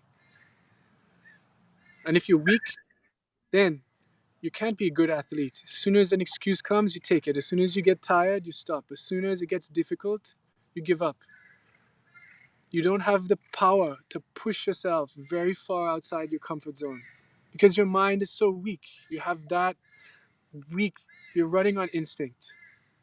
You're a weak individual and you get pushed around by life and you live a defeated life with slave energy, just taking whatever you could get. And you get so sick. Very often we have to look at this. When we're sick, we don't know we're sick because we're not self-aware. Like a drug addict thinks, oh, I could quit tomorrow. I'm fine, I could quit tomorrow. An alcoholic, I could stop drinking tomorrow. Someone who's smoking cigarettes, all those poisons. Oh, they get so unconscious, they don't understand that they're sick. Only as you get more and more healthy, you realize, oh my gosh, I'm kind of sick, I have to not do that. And you get more willpower so that you can avoid those temptations, which makes you even stronger, so you get even more willpower and more self-awareness, so you can see how sick you are. And the root of it is our culture, Western culture, is a very, very sick culture. And if you come from this culture and you express its values and its ideals and its priorities, you are very sick. And to learn about that, for me, to learn about real health, Western medicine, it's good for emergency cases. But real healing, real health, I had to go and learn it from the last remnants of the free people who still practice real healing. Whereas Western medicine, it's good for emergencies, but it's all about pharmaceuticals and profit. Greed is behind it. It's all about profiting off the suffering. And you ever see those commercials for pharmaceuticals on TV? How many side effects? You take this medicine, which makes you sick in other ways, which you have to buy more pills, which makes you sick in other ways. So we make more and more profit off you. We're not actually curing you. We're just keeping you dependent on us like a drug addict. Anyway, that's a whole other story. We don't have time for that. A lot of short-term things. But I mean, I've never spoken to you in this capacity, and I don't anticipate that this knowledge and holistic view you have of life, right, was achieved overnight, right? So being the judge you are now, do you see if you were to have this mentality when you were a swimmer, do you think it would have altered your performances or? So Ayurveda in Sanskrit, for the Hindu community out there, they probably don't know it's traditional Indian medicine, but it means life knowledge. And there are libraries of these books from great sages who were very high yogis and they paid a lot of attention to their organism. And they developed basically an operating manual for how to optimize your health of your body and your mind on all levels, to be the best version of yourself. Now it's all there in these classical texts. And I wish I had known that while I was still an athlete. Because I think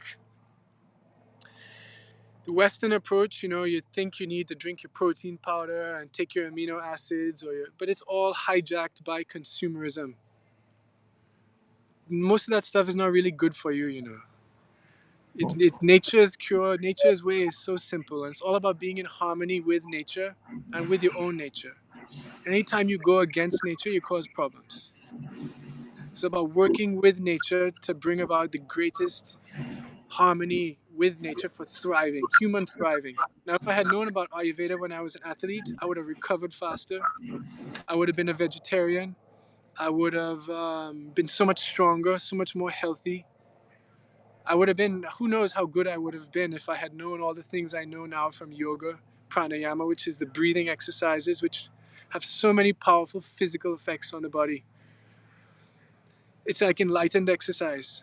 If I had known of all this when I was still an athlete, oh my gosh, I don't even know how good I could have been, But then again, I have to understand that was my path to mastery. It was supposed to be hard for me. True. If it was too easy, I would not have grown. If it was too easy, I would have got too much pride. By keeping it hard with all my injuries and everything, it kept me humble and it made me grow a lot as a person. A lot to swallow, but yeah, if I was going back, I would incorporate more pranayama. yoga. I would eat and take care of my organism properly, like the way Ayurveda recommends. And for those of you who don't know, just go on YouTube, start to understand this. It's going to add years to your life. And we see a lot of people who are old. And we think that's what's going to happen to us when we get old. That's not true.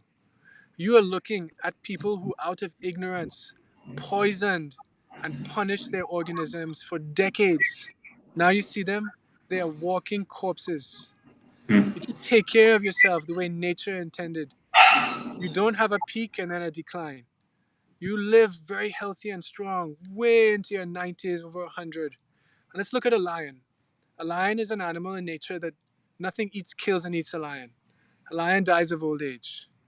And a lion, by living in accordance with its nature, is still fast enough, still has good enough eyesight, is still strong enough to hunt and kill up until the weekend it dies. And this way we say people who suffer and they are dying for decades. That is not natural. That doesn't have to be your future. Learn to take care of your organism, take control of your health, and understand that health is real wealth. Because when you think in healthy ways, you want what's good for you, which makes you even more healthy, more strong, more self-aware, more creative, more willpower. Yeah, I think we often look at it as let's say the goose that laid the golden egg. We look at our performances as the golden egg, and that's all we care about. And then we go and sabotage trying to achieve this and not realizing that, hey, we need to nurture the goose, which is us, our mental awareness, our holistic being, right? And George, honestly, I know, Jace, we gotta wrap up, right? So just with me closing. We got time if you got time.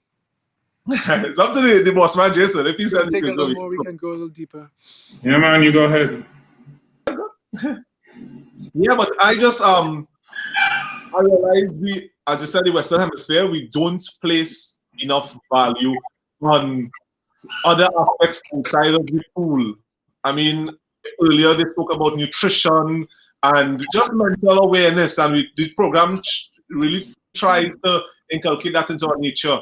I mean, we're not all fortunate enough to experience life changing you have experienced and get the knowledge you have, right? But I really hope that we can learn from your experiences and really get closer to understanding that it's more than just, all right, you say 4 to 5 hours a day in the pool.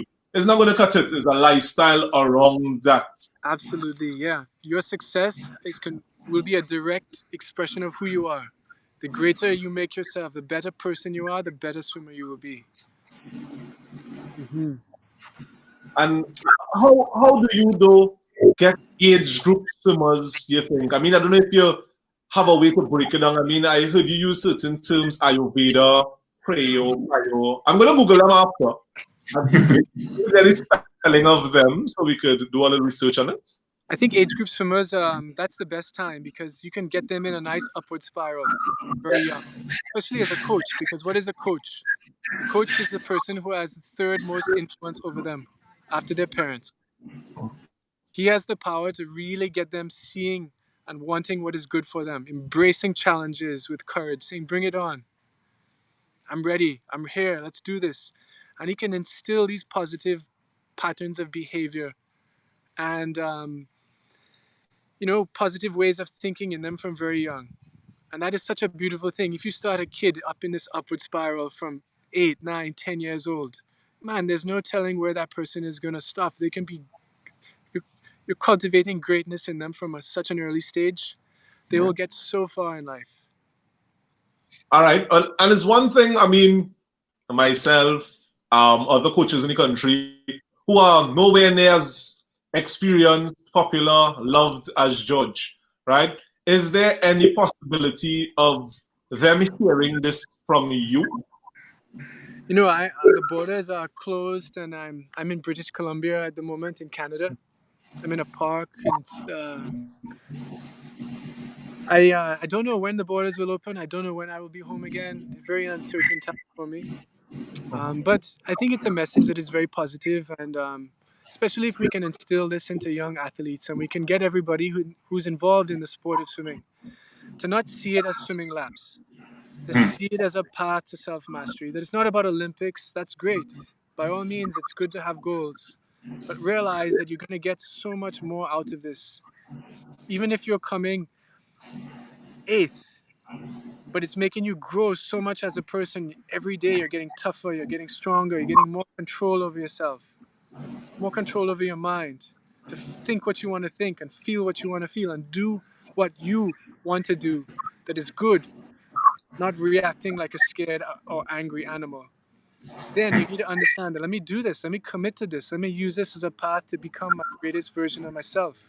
And I think that's a very healthy approach that needs to be taken more seriously and understood, because you get these athletes who are very unhealthy, sick people, and they feel like they need to win at all costs, so they cheat. Yeah.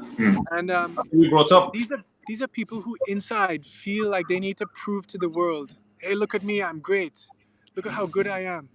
But we never look deep and say, why does that person feel this incredible need to prove to everybody how good they are? Why? Maybe it's because deep down that person feels like a loser. Huh? Maybe deep down that person was a little boy or girl who never got any love. And they feel the only way they'll be worthy of love is to show that look how good I am, I'm worthy of love. Or maybe it's they are not even feeling that they're worthy of their own love because they feel like such a loser inside. So it's always like, look how good I am, look at this, look at me, look at what I did, look. But because deep down, they still feel like losers and they feel unworthy of their own love. But if you can look really deep and say, all right, I'm only human, I'm perfectly imperfect, I have limits, and you accept yourself, then you don't need to prove anything to anybody anymore. You don't need to show anybody how great you are. Why? You understand yourself, you understand your limits, your humanness. And then when you can get to that level in sport, instead of doing the sport to prove to everybody else how good you are, instead of doing it from a place of fear, of not being good enough, then you can start to do the sport from a place of love. You have nothing to prove to anybody, nothing to prove to yourself. You're using it as a path to self-mastery, embracing challenges, and you're doing the sport because you love it. And instead of competing, you're no longer trying to beat anybody because your self-worth does not have anything to do with your performance. Instead of competing, you start operating from a higher level, where you start practicing an art form, seeking perfection as an art form. And nobody can beat you when you stop competing. You're operating from a higher level. But to get there, you need to go inside and understand, all right, why am I afraid to lose? Why do I feel like I need to show everybody I'm a winner? And maybe in our culture, Western culture, a lot of parents were treated by their parents in a way that they felt like they had to prove that they were worthy of their parents' love. The love was conditional. The affection was conditional. I'll only do that for you if you do this for me. And then these parents now treat their little children like that from the time their children can crawl. And these children come to the pool feeling like, hey, if I don't win this race, if I don't make this carifted team, daddy won't love me and my mommy won't like me. Yeah. And very often, the parents will not be nice to the child if the child doesn't do well, because that's the way they were treated by their parents. So it becomes this vicious cycle. And if you want to be great, you can't be doing the sport out of fear. People quit if they don't love it. If you want to be great, you have to really love it and have a relationship with the water as a way of swimming, as a practicing an art form, refining my skill all the time, understanding my organism, understanding like my mind, what type of thoughts do I think when I'm facing a challenge. I didn't touch on this earlier, but when I touched on health and sickness, this is very important.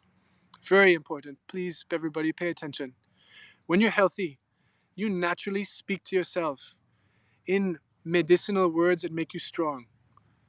You naturally recognize your health and your greatness. And you tell yourself, I'm ready, I'm capable, I'm right, I can do this, bring it on. But when you're weak, you speak to yourself in words that are poisonous for you. You speak to yourself with words of doubt, with words of insecurity, with words of disbelief, with words of uncertainty. When you're healthy, you're so strong inside, you know you're healthy, you know whatever comes, you got it, you guarantee that it's going to be good. which makes you more healthy. Now, so let's say we're doing a race. If somebody's kind of sick on a mental level, when the race gets hard, their mind starts to feed them poisonous words. And a word is not just a piece of language.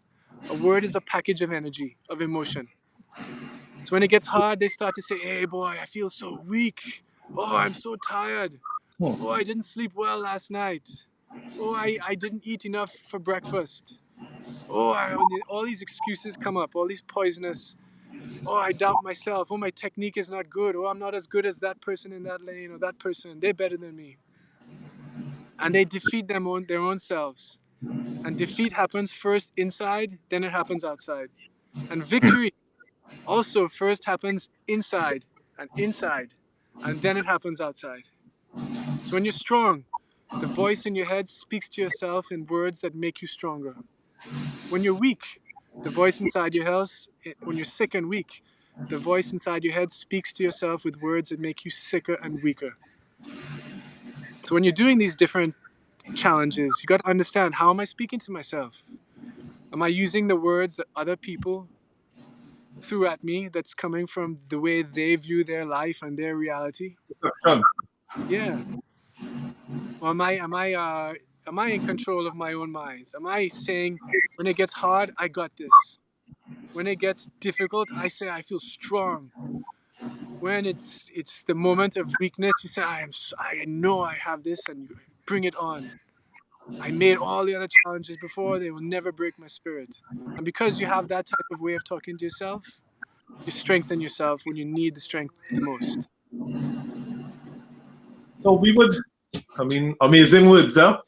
But we would go to judge the success. I'm sure before you came to this realization and self-actualization you are at now, you would have had failures and different obstacles and different courses in your life. What would you tell the judge that failed in any instance, you don't have to decide the instance? What would you tell him to show him that, hey, you know what, based on who you are now and what you know and your growth, tell him to help him get over it? You know,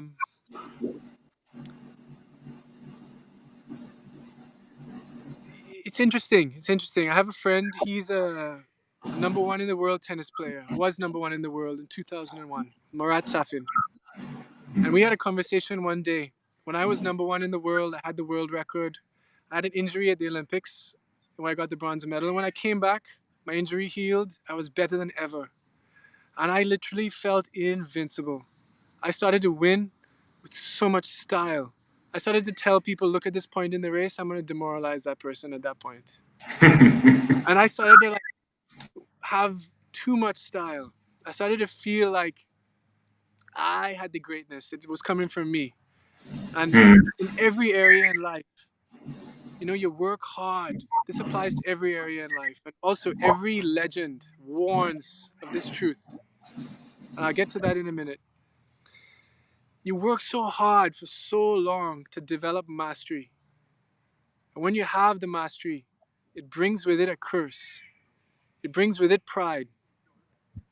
And with that pride, you curse yourself. That's the way the universe works. That's what every legend warns. The pride always comes before the fall. And you curse yourself, but the suffering that comes is a blessing because it comes to humble you, and humility is such a blessing. The more humble you are, the more blessed you are. And it's a whole nother level of mastery to be able to win without pride. To be great, but knowing it's not coming from you, it's just coming through you. And I think that my friend Marat, he destroyed his knee, and everybody learned they could hit to his forearm, and he couldn't get to that side and change direction because his knee was bad. And he had to carry on for many years after struggling, being humbled.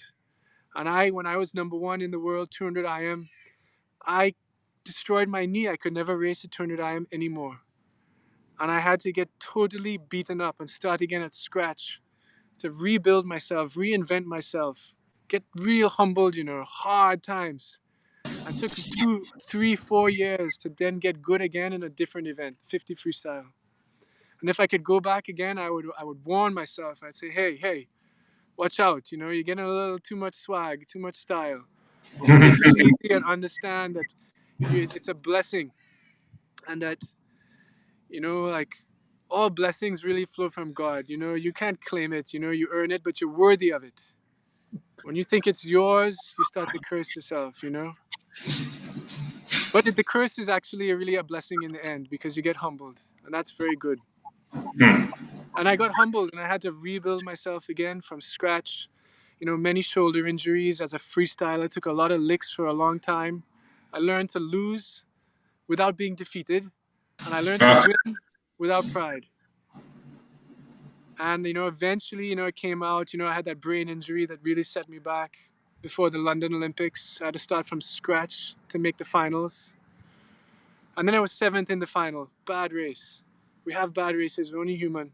But the next year, the consistency, I got the bronze at the World Championships in the time that would have got the silver medal at the London Olympic final. And the man who beat me, he's a proven cheater. So on that day, I was a legit world champion. And that's coming back from that pride that came to humble me and that defeat and building back all the way in a totally different event. And nobody has ever done that. 200 IM and 50 free like that. It's opposite events. Yeah. So I would warn myself. George, I mean, I followed your career growing up, and I mean, you not only built one career, as you just alluded to, you built 2 careers. So you realize that, hey, you know what? I wasn't going to let this challenge defeat me of my knee. I was to make it, and you found another avenue, and you exploited it and made it quite well. George, I came here as a co-host. I was excited when you didn't ask me. I came as a co-host to Jason this evening, and I became a very attentive student. Right? I want to thank you oh so very much. I will cut my part here because I'm hoping that there will be a point we can interview you again. Right? Most welcome, yes. I got time these days. For all the thanks and appreciation Trinidad has failed to show you, I really want to thank you oh so very much. I mean, I personally am going to download this video and use it on a morning as inspiration to myself. I would like to show it to my swimmers, and I hope that all coaches can show this to their swimmers because George isn't from a point that hey, you want he realizes swimming is the be all and end all. It is a foundation that has helped him, but there's so much more to life that we as human beings need to learn. It's not just one element of life alone that we need to target. All right, I thank you so much, George. Keep on inspiring, being motivational, and being great. Thank you. Thank you, thank you, thank you. Awesome. Yes, George. So, I mean, I'm just looking to see if we have any questions from the public as well. I know earlier someone was asking, when we were talking about respect for coaches, they were asking if coaches getting certified, if that would assist in, if the respect is lacking because of certification. No, and this is only my opinion, my humble opinion. I think our culture is so sickened by greed that we value people who make money. We put them on the pedestal. You make big money, big lawyer, big businessman, big corrupt politician, whatever. You big time. Coach, you take a humble salary. Who are you? We think you're nobody. So it doesn't matter how many certifications you have. We look at how much money you make, what type of car you drive, where you live, and we say that's your status. And we don't respect the virtue, we don't respect the knowledge, we don't respect the experience. We only look at say how much are you making? And that's because our culture tends to value people as commodities. And we need to understand that this coach, his value is so much more because a businessman, yeah, he makes a lot of money. But a coach has so much influence over these young people who will grow into the next generation. So these coaches are making heroes out of citizens of the country that will make a better country because the country is made of people. You improve the people, you improve the country. You improve the community. And this is the power of a coach. He's not just making them swim laps, he's making them better people. And that is something that is so much more valuable in the real healthy way of viewing the world. Not the greedy, sick way of viewing the world, but the healthy way of viewing the world. We say, wow, coach, he's a master. He has such a powerful influence to make improve so many young lives, improve people. And that's like we go in Japan, that's how they treat a coach. It doesn't matter if you're in Trinidad and you have the most certifications possible. We will only see, we will think you're only doing a coach because you don't have what it takes to be a millionaire, big-time businessman. But the coach, very often, he's choosing to sacrifice to be a coach because he's doing that out of love. Like Uncle Edmund is doing that out of love. Yeah. And the big businessman, he probably hates his job, but he's only doing it out of pure greed because he wants more and more and more, and he will never be satisfied. So I have a lot more respect for Uncle Edmund. I don't look see the why behind what people do. See the why behind the what. Don't look at the car and the big suit. Then look at the what. Look at the why. Why is that person doing that? Why is they never satisfied? Why they always want more? Why is it always about them? Whereas like someone like Uncle Edmund, how many lives has he touched in a positive way? How many lives do you touch on a daily basis? You lift people up. They come from difficult homes. You have an incredible capacity to do great things for young people, set them on a path to success, and encourage them to have a good life. You can save them from misery in the future. Make them strong people. Make them healthy. Yes, George, more questions coming in. I mean, I know you're saying you're not sure what's going on because of the borders, but someone is asking, are you by chance coming back to help swimming in Trinidad and Tobago? Yes, when I'm there, I will definitely be doing things to share and teach. And I think, we can do maybe a camp where we do things. I'm a free diving instructor. That's like diving very deep in the ocean where you hold your breath, kind of like underwater stuntman. We can take some things from that. We can take some things from the yoga and the pranayama, the Ayurveda, where we understand how to feed and take care of our organism. We take the holistic approach from Amazonian shamanism and we blend it and we make a weekend and we really have a positive influence on the next generation of swimmers, like get them to see the big picture, get them to incorporate some very healthy habits and positive ways of thinking into their life. I see it as a duty. It's just a matter of when. Good. A next one here, what advice from actually Andrew Lewis, what advice do you give to coaches about teaching styles? About eating styles? Teaching styles. Teaching styles, yes, okay. I've had the privilege of working with some of the best coaches in the world. David Marsh, Mike Bottom. These are world-renowned coaches. And I've noticed that really good coaches coach an athlete to coach themselves. They empower the athlete to understand the big picture. Like, what is happening? What am I doing? How is this set affecting the season plan? How is the season plan affecting my long-term progression as an athlete? And when you understand why it's good for you, you really then are much more committed to doing it. So good coaches empower their athletes. They coach their athletes to coach themselves. They teach them what technical things to look for, what things to always be paying attention to, what things to correct. Because it's always falling apart. You always got to be pulling it back together. And a bad coach is all about control. I have all the power. You need me. You need me. You're nothing without me. I'm the master. I make you who you are. That's a bad coach. A good coach, if you do well, because remember, the coach wants to cultivate the upward spiral of the athlete. So a good coach, if you do well, the coach has you believe it's all you. And if you do badly, the coach has you believe that he made a mistake and it didn't work out and that wasn't really you, a reflection of you. So your confidence doesn't get hurt.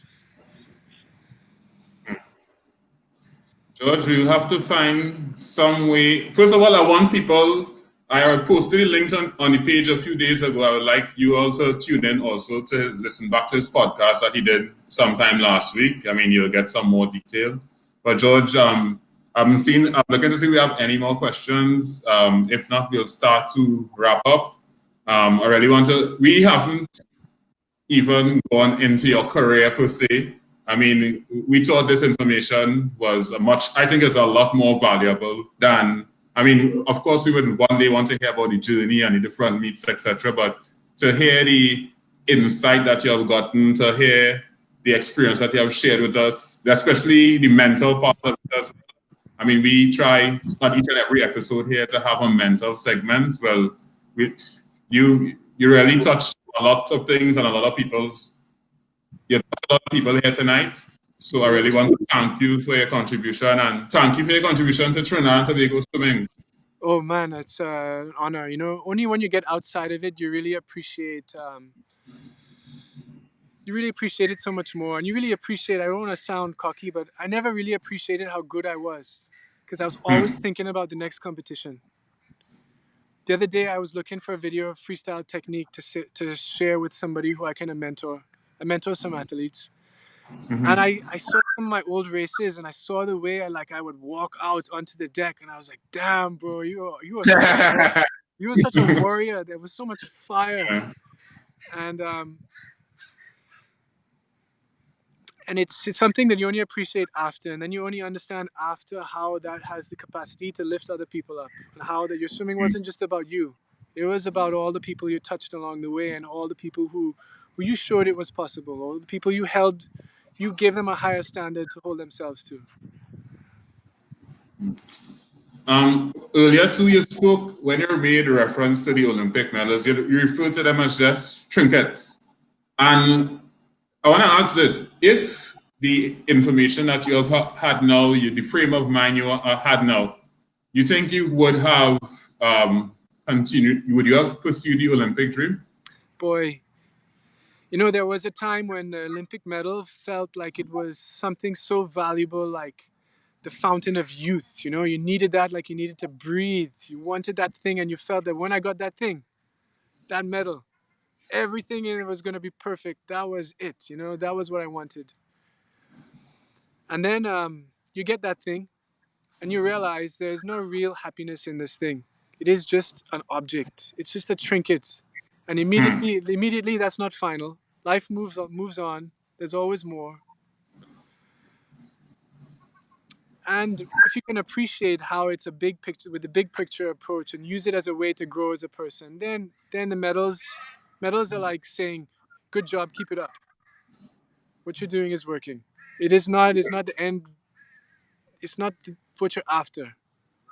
You're after something so much greater. And you asked me if I would have continued. You know, Jason, brothers, I feel like for much of my career, I became a fanatic. Now, if you want to be great, you know, you got to be all the way in it, you know, because you're trying to beat people who do this. That's all the purpose of their life. They get up, train, sleep, train. You're trying to beat people from China, the best of the best of 1.5 billion people, of Russia, of United States, Germany. And these people are training very hard to beat you. And you get caught in this way where you become a fanatic, because that's what it takes to reach the top level of the sport. But when you are a fanatic, you will get surrounded by other fanatics. So you think this very insane, very extreme way of living is normal, but it's not normal. You sacrifice so many other areas of your life. Fortunately, I was able to keep a more balanced approach, but I remember one of my last races. Now, the illusion was really breaking down for me at that point in time, and I was kind of carrying on to say, you know, I already qualified for 5 Olympics. Let's do it. And I was watching this Japanese swimmer swimming this incredible 400 IM in France, and I was seeing it for the first time as here's a guy who's like a circus monkey performing a trick. He's trained so hard for so long to be able to do this stunt. But what is that really worth in the big picture of his life? Is he really a great person? Because when you are a fanatic, a lot of the fanatics equate their value as a person to how good of a swimmer they are. And they think that the better swimmers are better people. But that's not true. So I was looking at this guy do this stunt. And the race, to me, then, I understood it. It's a stunt. And I saw how unidimensional this person was, because they became so focused in one little narrow esoteric area of life for so long. And I realized that is kind of an unhealthy approach. And then towards the end, I started to realize, you know, this McLaren report came out. and all the doping was being exposed in Russia and all the disappeared positive tests. And one of my rivals had 2 disappeared positive tests, and he was allowed to come to the Olympics. Brazil, this guy, disappeared positive test, he got a warning. And I started to understand, and people had been telling me this all along. George, you're so naive. You know, I was swimming in Italy and they were telling me, like, look at that performance. That guy, look at his face, look at his bone structure.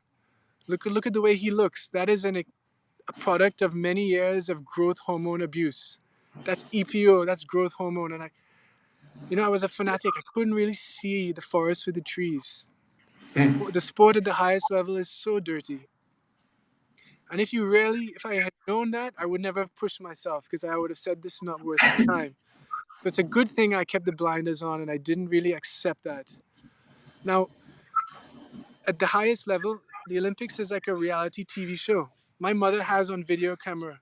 In the 200 IM in Athens, the scoreboard switched me and Lochte. So me second to third. Lochte come up second. So America gets 1-2. Better TV ratings. More valuable commercials. And then, you see, like, I've been in events where I was the fastest in the world, but 2 people cheated me. And you start to realize this is a big illusion. It's a big circus. It's the first reality TV show. And if the Olympics started next year, we'd say, of course, it's a reality TV show. But because we've been born into it, we can't recognize it for what it is. Now, by all means, go to the Olympics. Pursue your dreams. Become the best version of yourself. Go for the ultimate challenge. But don't make that the purpose of your life. Take a big picture approach and say, well, let me use this to become better. But let me not destroy my life for this illusion. And in a way, by keeping swimming for so long, it preserved me so I was able to grow. Otherwise, I would have come out of university. I would have gone straight into a job. I would have got a mortgage. I would have been trapped in that system, and I would have never had the space to allow myself to really grow and develop. So in a way, swimming delayed that in my life and allowed me to continue to develop myself and grow. So it was a blessing to it, And I have a question here, and I'll use this as the final one, because we're going through this time now, this COVID era, the COVID lockdown. We have a lot of athletes who are not being able to train as they want, who may be able to do 1 hour as opposed to doing 2. What motivation can you give to these athletes at this point in time? What motivation can you give them?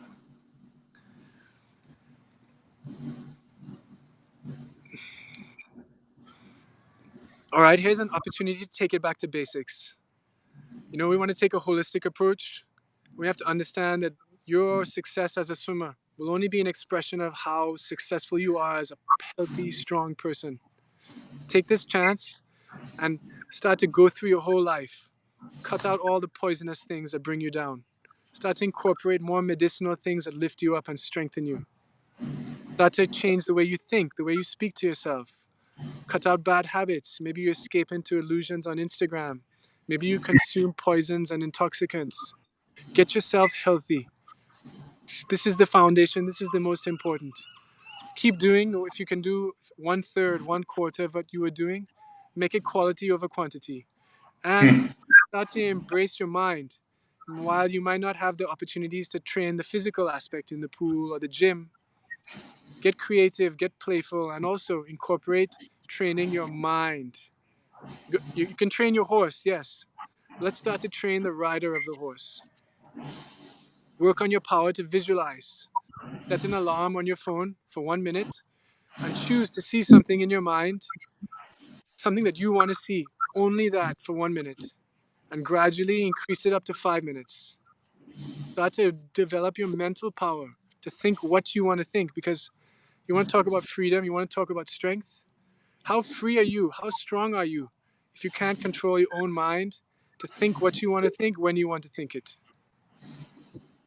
Start to get back to the foundation. This is a great chance to reset and then build back even stronger.